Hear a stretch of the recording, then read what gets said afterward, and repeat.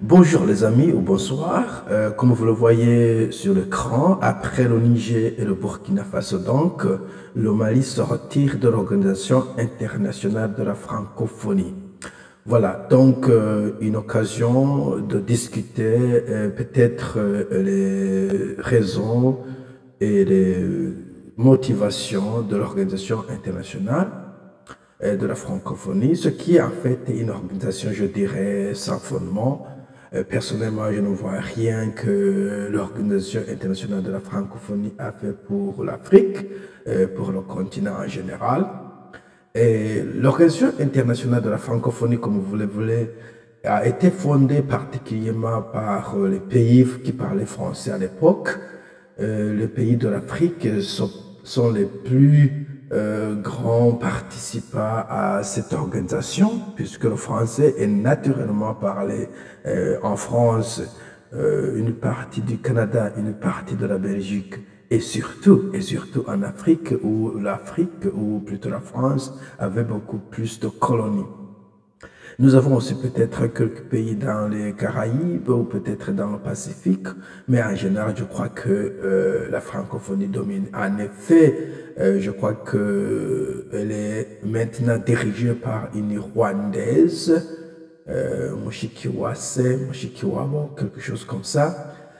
Et donc, pour moi, depuis que j'ai entendu parler de la francophonie, je n'ai vu aucune activité, aucun projet que la francophonie a en fait sponsorisé. Peut-être des projets culturels, peut-être des librairies ou peut-être des bibliothèques, mais je n'ai personnellement pas vu la francophonie être une organisation qui fait quelque chose ni pour l'Afrique comme telle ou pour les pays particuliers. Je crois que c'est une organisation de bureaucrates qui se réunissent tous les ans pour discuter ceci et cela, quelques bêtises politiques, mais en général, je ne vois pas l'objet, le rôle de la francophonie.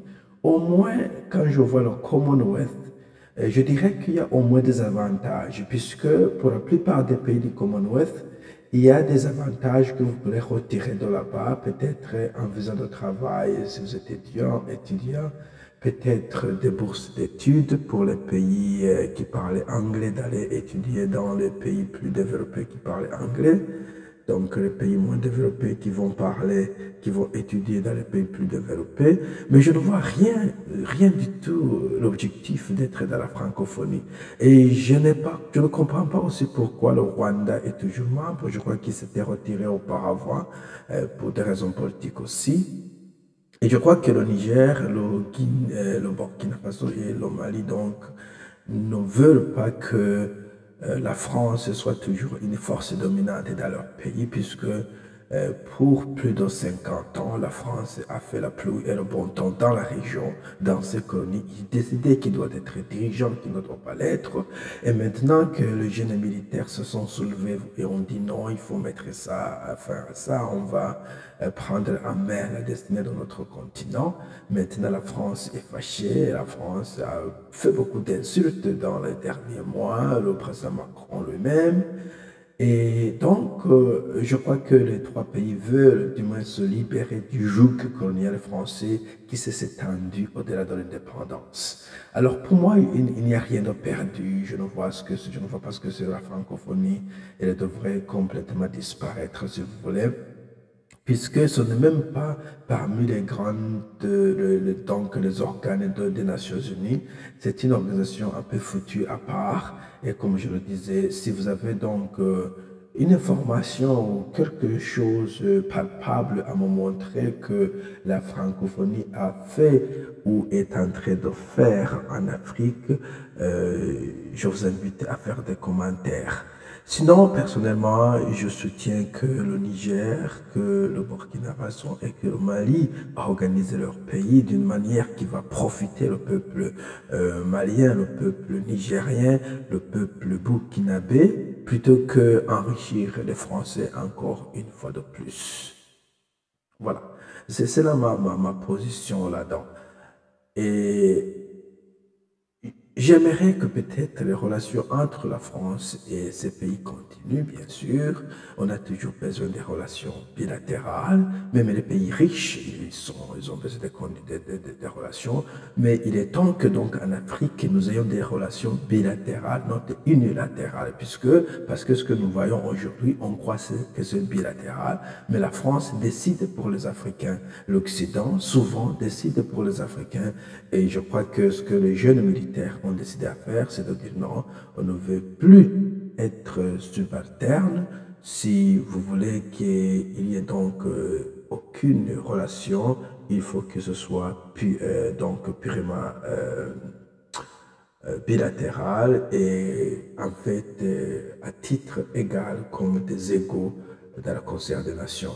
Bien sûr, nous ne sommes pas aussi riches que la France, bien sûr, nous ne sommes pas aussi modernisés ou peut-être on n'a pas assez d'infrastructures, mais ça commence par demander à ce que les pays nous traitent comme des égaux. Sinon, on sera toujours des subalternes.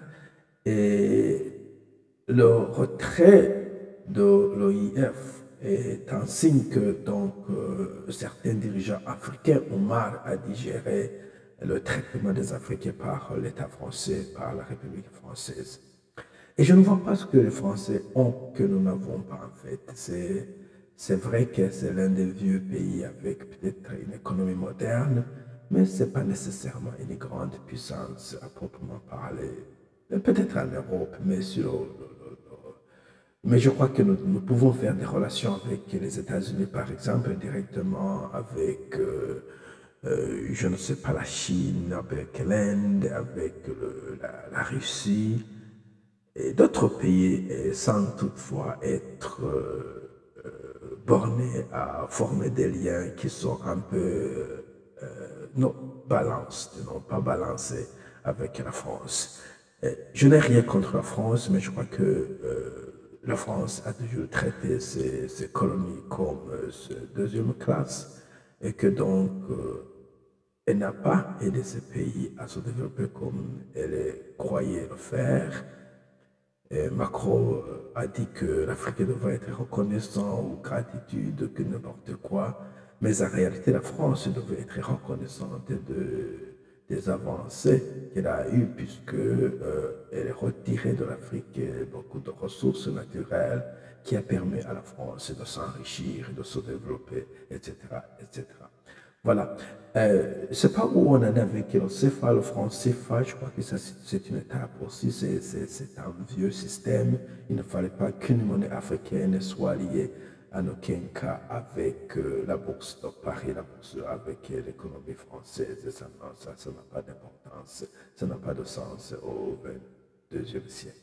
21e siècle, ou en sommes-nous.